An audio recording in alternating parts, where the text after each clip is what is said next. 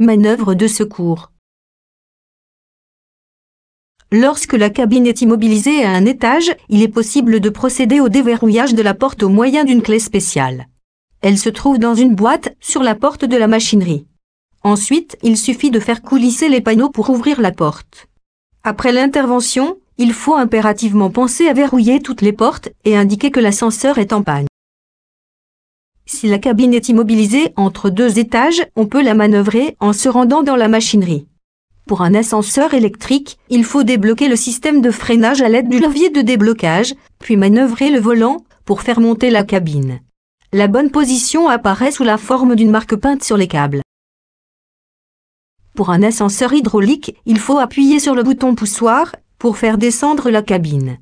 La remise à niveau est indiquée par un témoin lumineux. Les 3 points à retenir.